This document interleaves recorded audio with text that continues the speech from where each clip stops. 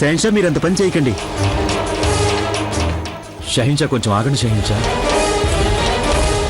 షహన్షా ఇలా ఎందుకు తయారవుతున్నారు?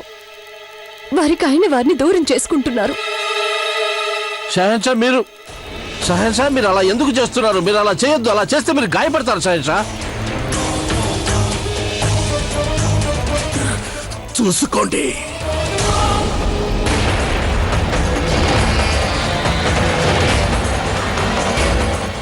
షెహన్షా వారి వక్షస్థలం నుంచి రక్తం కారడం కనిపించింది. దీని అర్థం షెహన్షా వారికి బాధ కలగొచ్చు.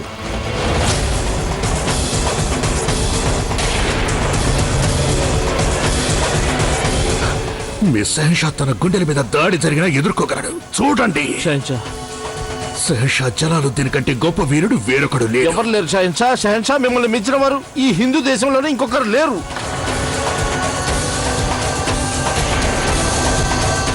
షహన్షా ఏం చేస్తున్నారు మీరు? షహన్షా ఏమిటి మీరు చేస్తున్న పని?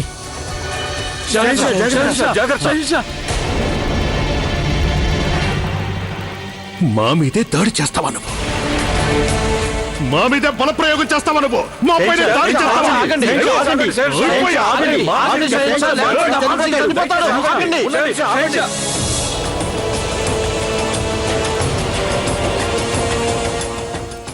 ఈ నేరస్తుని నిర్బంధంలోకి తీసుకోండి.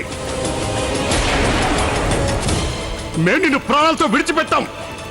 ఆప్తులెవరైనా షెహన్షాకి మానసిక బాధ కలిగించవచ్చు. అంటే తన శ్రేయోభిలాషులకు దూరం కావచ్చు. సైనికులారా, షహన్షా గారి ఆదేశాలను వెంటనే అమలు చేయండి. మాన్ సింగ్ ని తక్షణమే బంధించండి.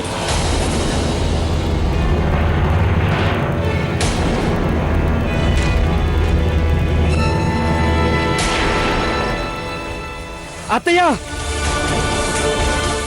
నేనే తప్పు చేయలేదు. ఆ దేవుడు తోడుగా చెప్తున్నాను, నేనే తప్పు చేయలేదు అత్తయ్య.